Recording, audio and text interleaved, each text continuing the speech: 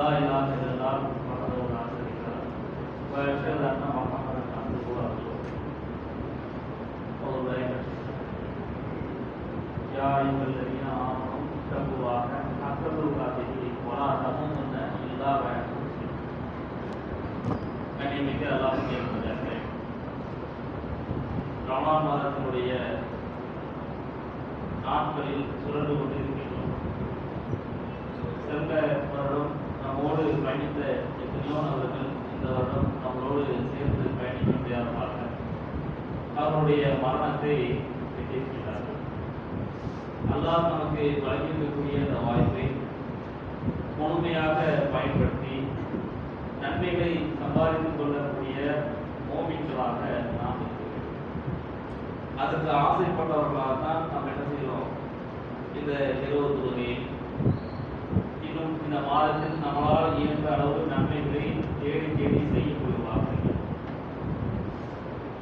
இந்த நன்மைகளை செய்வதில் நமக்கு இஸ்லாம் வழிகாட்டுகிறது. எந்த விஷயமாக இருந்தாலும் நமக்கு இஸ்லாம் என்ன செய்யும்? வழிகாட்டும். இந்த நன்மைகளை செய்யக்கூடிய விஷயத்தில் மார்க்கம் நமக்கு சொல்லக்கூடிய விஷயம் என்னவென்றால், அதிகமாக செல்ல சொல்லி செய்ய சொல்லி நமக்கு சொல்லுவோம். குறைந்த எண்ணிக்கையில் நீங்கள் செய்தாலும் அதை தொடர்ச்சியாக செய்யும். நம்மில் அதிகமான நபர்கள் இந்த ரமலான் மாதத்தில் மிகப்பெரிய திட்டத்தோடு என்ன செய்வோம்? உள்ள நுழைவோம். 30 ஜூஸ் ஓதி முடிச்சிடணும், 30 நோன்பு வச்சிடணும், அதிகமான திட்டங்களில் ஈடுபடணும். இப்படி பல்வேறு திட்டங்கள் வச்சிருக்கோங்க. இந்த திட்டங்கள் சரி, ஆனால் அது ஒற்றை மாதத்தோடு நின்று விடக்கூடாது. ரமலான் நமக்கு சொல்லக்கூடிய மிக முக்கியமான செய்தி அதுதான். என்ன, இந்த மாதத்தில் நாம் இருக்கின்ற அந்த பயிற்சி மீதி இருக்கக்கூடிய ஏனைய 11 மாதங்களுக்கும் அதை நம்முடைய வாழ்வில் நடைமுறைப்படுத்தக்கூடியதாக இருக்கு. அப்ப நம்ம எந்த செயலை நாம் இந்த மாதத்தில் நாம் செய்ய ஆர்வமாக ஆரம்பிக்கின்றோமோ அதை முழுவதுமாக கடைபிடிப்பதற்கு கொள்ள ரஹ்மான பிரார்த்தனையோடு அந்த அமலை செய்யும். இப்ப இந்த மாதத்தில் நான் எடுத்துக்கொண்ட தலைப்பு பதில் போரில் நடந்த சம்பவங்களை நமக்கு முன் சற்று நினைவுபடுத்த வாசிக்கின்றேன். அல்லாஹ்வின் தூதர் ஸல்லல்லாஹு அலைஹி வஸல்லம் அவர்கள் மக்கா நகரிலே பிறந்து அவருடைய 40வது வயதில் என்ன செய்றாங்கன்னா தூதுத்துவ பணியை அடைந்தார்கள். அல்லாஹ்வுடைய வகை செய்தி வருகின்றது. வந்த செய்திகளை அவர்களுடைய மனைவி கதீஜா ரலியல்லாஹு சொல்கிறார்கள். ஒரு கட்டத்திலே அல்லாஹ் பகிரங்கப்படுத்த சொல்லிதான் அல்லாஹ் மக்கா நகரிலே அனைத்து உறவினர்களையும் அழைத்து பகிரங்கப்படுத்துகிறார்கள். பகிரங்கப்படுத்தினால் யாரிடத்தில் பகிரங்கப்படுத்துறாங்க? அன்று இருந்த மக்காவாசிகள் யார்? அவர்களும் அல்லாஹ்வை நம்பக்கூடியவர்கள் தான். ஆனா அல்லாஹ் என்ன செய்யறாங்கன்னா அவர்களை காப்பிடுகிறான். ஏன் காப்பிடுகிறான்? அவர்கள் அல்லாஹ்வோடு சேர்த்து அவர்களுடைய வணக்க வழிபாடுகளை என்ன செஞ்சிட்டாங்க? நிறைய கடவுள்களை உருவாக்கி கொண்டார்கள். அப்ப வணக்க வழிபாடு என்பது அல்லாஹ் ஒருவனுக்கு தான் இருக்க வேண்டும். அவங்களது அல்லாஹ் திருமறை குர்ஆன்ல அவர்களை பற்றி பேசக்கூடிய இடத்தில் அந்த மக்களே காபிர்களுக்கு நீங்க போய் கேளுங்க, உங்களை படைத்தது யார் என்று கேட்டால் அல்லாஹ் என்று சொல்லுவாங்க. உங்களுக்கு மலையை பொழிவிப்பது யார் என்று கேட்டால் அல்லாஹ் என்று சொல்லுவார்கள். அப்ப எல்லா விஷயத்தையும் அல்லாஹ்னு சொல்லுவான். ஆனா என்ன செஞ்சிருவான்? சின்ன சின்ன விஷயத்தை திரும்பிடுவான். அதனாலதான் அல்லாஹ் காப்பிடுறான். நம்ம இப்ப நம்ம வாழக்கூடிய பொருளை பாருங்களேன், பெரிய பெரிய விஷயத்துக்கு வேற போய் நிற்குவான், தர்கால போய் நிற்குவான். ஆனா மக்கா காலத்துல எப்படின்னா பெரிய விஷயமா அல்லாஹ்ருவான். சின்ன சின்ன விஷயத்துக்கு என்ன செய்வாங்க? ஒரு வேலைக்கு போறான், யார்கிட்ட பார்க்கணும்?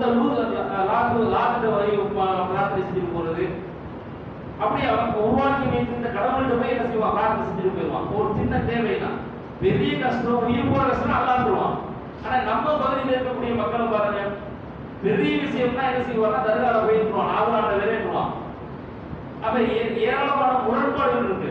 அப்ப அவனையே அல்லாஹ் காப்பீர் என்று சொன்னாங்க. நம்ம இருக்கக்கூடிய மக்கள் இருக்கிற அந்த அறியாமையினுடைய விஷயம் எப்படி இருக்கும்? அல்லாஹ் எந்த ஜனத்துல வச்சு பார்ப்பான். அப்ப அல்லாஹ்வின் தூதர் என்ன செய்யறாங்கன்னா பிரச்சாரத்தை மேற்கொள்றாங்க. இந்த பிரச்சாரத்தினுடைய அடிப்படையில் என்ன செய்யறாங்கன்னா மக்களுக்கு காப்பீர்கள் அல்லாஹ்வின் தூதருக்கும் யார் அவர்கள் உறுதுணையாக இருந்தார்களோ, யார் ஆரம்ப காலத்தில் இந்த இஸ்லாத்தை ஏற்றுக்கொண்டார்களோ அவர்களுக்கு கடுமையான சோதனை. சில நபர்கள் என்ன செய்யறாங்க? ஹிஜ்ரத் செய்து வேறு வேறு பகுதிக்கு போயிடுறாங்க. 13 ஆண்டு கால சிரமத்திற்கு பிறகு அல்லாஹ்வின் தூதர் என்ன செய்றாங்க, அல்லாஹ்வுடைய கட்டளைப்படி ஹிஜ்ரத் செய்து மதீனா நகருக்கு போறாங்க. அங்கே சென்றால் அல்லாஹ்வின் தூதருக்கு அத்தனை மக்களும் மதீனா வாசிகள் என்ன செய்றாங்க, மிகப்பெரிய வரவேற்பு கொடுக்குறாங்க. அல்லாஹ்வின் தூதராக மட்டுமில்லாமல் அந்த நகரத்தினுடைய ஆட்சியாளராக அல்லாஹ்வின் தூதர் ஆகிறார். அந்த மதீனா பகுதியே அல்லாஹ்வின் தூதராக என்ன செய்றாங்க, ஆட்சி அதிபராக மாறுறாங்க. இப்ப அல்லாஹ்வின் தூதருக்கு அந்த நகரத்தை பாதுகாக்கக்கூடிய பொறுப்பும் இருக்கு. அல்லாஹ்வுடைய வேதத்தை சொல்ல வேண்டிய பொறுப்பு இருக்கு. கூடுதலாக அந்த நகரத்தை பாதுகாக்கக்கூடிய பொறுப்பும் இருக்கு. இப்ப மதீனா நகரில் இருக்கக்கூடிய நேரத்துல ஒரு வணிகர் கூட்டம் அந்த மதீனா பகுதியை தாண்டி என்ன செய்றாங்க, போறாங்க. மதீனாவுக்குள்ள உள்ள வந்து வெளியில போறாங்க. ஒரு ஆட்சியாளராக அதை தடுக்க வேண்டியது அல்லாஹ்வின் தூதருடைய பொறுப்பு. ஏன்னா வெளியூர்ல இருந்து ஒரு ஆள் ஒரு நாட்டுக்குள்ள வந்து போறாருன்னா பர்மிஷன் வாங்கணும். இன்னைக்கு நம்ம விசா பாஸ் கொடுத்துருக்கோம்ல, அது மாதிரி அன்னைக்கு என்ன செய்யணும், அங்க இருக்கக்கூடிய மன்னர்கிட்ட பர்மிஷன் வாங்கி தான் போகணும். இப்போ இந்த வணிகர் குழு யாருன்னா அபு சுஃபியான் ரலியல்லாஹு அவர் முன்னாடி இஸ்லாத்துக்கு வந்தாங்க. மக்காவில் இருந்த அபு சுஃபியான் அவருடைய தலைமையில ஒரு வணிகர் குழு என்ன செய்றாங்க, வெளியூர் போயிட்டு மதீனா வழியாக என்ன செய்றாங்க, மதீனா நகர் வழியாக மக்காவுக்கு செல்றாங்க. இப்போ இந்த தகவல் அல்லாஹ்வின் தூதருக்கு கிடைக்குது. இப்ப ரசூல் ஸல்லல்லாஹு அலைஹி வஸல்லம் அவர்கள் என்ன செய்றாங்கன்னா மக்களை திரட்டுறாங்க. ஏன் மக்காவாசிகள் நமக்கு இடையூறு தந்த அந்த நபர்கள் வழியக்க பர்மிஷன் இல்லாம எந்த அனுமதியும் இல்லாமல் மதீனா நகருக்குள்ள உள்ள பூந்து போறாங்க. அப்ப அவர்களை வழிமறிப்போம் அப்படிங்கிற திட்டத்துல சஹாபாக்களை ஒன்றிணைத்து அல்லாஹ்வின் தூதர் கிளம்புறாங்க. கிளம்புனா இந்த செய்தி அபூ சுஃபியானுக்கு தெரிஞ்சிருது. அபூ சுஃபியான் என்ன செய்யறாரு, அவர் அந்த வணிக குழுவோடு தப்பிச்சு போறதுக்காக வழியை பார்க்கிறார். இப்ப ரசூல் ஸல்லல்லாஹு அலைஹி வஸல்லம் அவரை தாக்குவதற்காக அவரை சுற்றி வளைப்பதற்காக கிளம்பின விஷயம் மக்கா நகரில் உள்ள காஃபிர்களுக்கு தெரியுது. அபூஜஹல், உத்பா போன்ற முக்கிய தலைவருக்கு இது தெரிஞ்ச உடனே அபூஜஹல் என்ன செய்யறானா, மக்காவில் இருக்கக்கூடிய அத்தனை நபர்களை ஒன்று திரட்டி முகம்மதை விடக்கூடாது, நம்மள்ட்ட இருந்து தப்பிச்சு போனாரு, நம்மள்ட்ட இருந்து தப்பிச்சு போய் ஆரம்ப காலகட்டத்தில் மதீனா வந்து சில முக்கிய மக்காவாசிகள் சில மூலிகள் வருவாங்க. அதை என்ன செஞ்சுவாங்க, ரசூலா என்ன செய்வாங்க, கொலை பண்ணிடுவாங்க. அப்ப நம்ம ஆளுங்க கொலை பண்ணியிருக்காரு, இப்ப நம்மளுடைய வணிக கூட்டம் வந்து அந்த சைட்ல போனா இவர் தடுப்பாரா என்று அகம்பாவம் கொண்டு பெருமை கொண்டு என்ன செய்யலாம், மக்கா நகரில் இருக்கக்கூடிய அத்தனை மக்களையும் திரட்டலாம். திரட்டினா எத்தனை பேரு, 1000 நபர்களை திரட்டலாம். அவர்களை திரட்டி கொண்டு பத்ர் என்ற இடத்தை நோக்கி வரான். அல்லாஹ்வின் தூதர் ஸல்லல்லாஹு அலைஹி வஸல்லம் அவர்களும் என்ன செய்றாங்க, அபூ சுஃபியானை நோக்கி போறாங்க. இப்ப அபூ சுஃபியான் என்ன செஞ்சாரு, தப்பிச்சு போயிடுறாரு. தப்பிச்சு போனா இப்ப பத்ருடைய இடத்துக்கு வந்தா அல்லாஹ்வின் தூதருக்கு என்ன செய்தி வருது, அபூஜஹல் போர் தொடுப்பதற்காக வரான். அபூஜஹல் 1000 நபர்களே, எத்தனை நபர்கள் ரசூலுல்லாஹ்வுக்கு தெரியாது, மக்களை திரட்டி கொண்டு போர் செய்ய வராங்கிற தகவல் அல்லாஹ்வின் தூதருக்கு வருது. இப்ப ரசூலுல்லாஹ்வுக்கு என்ன எண்ணம்னா, போர் செய்யறதா அபூ சுஃபியானை நம்ம என்ன செய்யறது, சுற்றி வைக்கிறதா அப்படிங்கிற கருத்து. இப்ப அல்லாஹ்வின் தூதர் என்ன செய்யறாங்கன்னா சஹாபாக்களோடு என்ன செய்யறாங்க, உட்கார்ந்து மசூரா பண்றாங்க. சஹாபாக்கள் உட்கார்ந்து மசூரா செய்யும் போது அபூபக்கர் அவர்களுக்கு கருத்து சொல்றாங்க. அவர் வந்து சஹாபி கருத்து சொல்றாங்க, ரசூலுல்லாஹ் காதுல வாங்கல. உமர் அவர்கள் அவருடைய கருத்து சொல்றாங்க, காதுல வாங்கல. இப்படி ஒவ்வொருத்தர் சொல்லும் போது அல்லாஹ்வின் தூதர் அப்படியே இருக்காங்க, பார்த்துட்டே இருக்காங்க. அப்போது அன்சாரிகள் இல்ல கஸ்ரஜ் கூட்டத்தார் தலைவர் சாத் பின் உபாதா அவர்கள் என்ன செய்றாங்க, யார் ரசூலுல்லாஹ் நீங்க எங்களோட கருத்தை எதிர்பார்க்கறீங்களா, ஏன் அவர் மதீனாவாசி, ஏன் மக்கால சிரமப்பட்டாங்க, அங்கேயிருந்து அங்கேயிருந்து செஞ்சாங்க, சிரமப்பட்ட மக்கள் வந்தாங்க. அவங்களுக்கு ஒரு வேகம் இருக்கு, அபூபக்கர் இருக்கும், உமர் இருக்கும், மற்ற மக்காவாசிகள் ஒரு வேகம் இருக்கு. ஏன் அங்க மக்கா நகர் கடுமையான துன்பத்தை ஏற்படுத்தினாங்க. ஆனா மதீனாவாசிகளுக்கு அதெல்லாம் கிடையாது, இஸ்லாத்தை ஏற்றுட்டாங்க. அவங்க சொந்த ஊர்ல இருக்காங்க, எந்த சிரமமும் இல்லை. இப்ப இங்க போய் போர் செய்யறதுனால சிரமம் யாருக்கு, மதீனாவாசிகளுக்கு சிரமம் வரும்.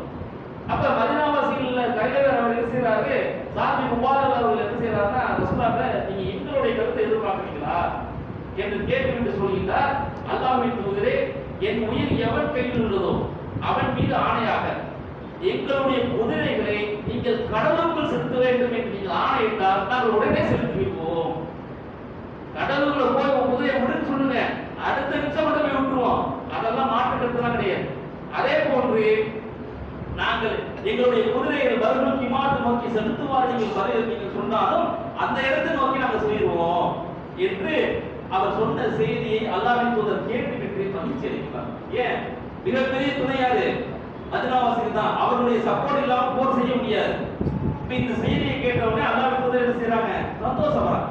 அதே மாதிரி இன்னொரு செய்தி அப்துல்லா பின் மசூத் அவர்கள் அறிவிக்கின்றார்கள், மிக்தாத் பின் அஸ்வத் அவர்களிட்ட நான் நபி ஸல்லல்லாஹு அலைஹி வஸல்லம் அவர்களை இணை வைப்பதற்கு எதிராக பிரார்த்தித்துக் கொண்டு போது சென்றேன். அப்போது நான் இணை தூதர் ரசூலுல்லாஹ் சொல்றாரு, நாங்கள் மூசா அலைஹிஸ்ஸலாம் அவர்களுடைய சமுதாயத்தார், எப்படி நீங்களும் உங்களுடைய இறைவனும் மூசா அலைஹிஸ்ஸலாம் அவர்கள் சண்டை போடுற நேரத்துல அங்கே மூசா அலைஹிஸ்ஸலாத்தை நம்பிக்கை கொண்டிருந்தாங்கல்ல, அந்த மக்கள் என்ன சொல்லுவாங்கன்னா, நீங்களும் உங்க இறைவன் சண்டை போடுங்கன்றுவாங்க. அப்ப இதை சொல்லி சொல்றாரு, மூசா அலைஹிஸ்ஸலாம் அவர்களுடைய சமுதாயத்துல எப்படி நீங்களும் உங்க இறைவனும் சண்டை போடுன்னு சொன்னா அந்த மாதிரி நாங்க சொல்ல மாட்டோம்.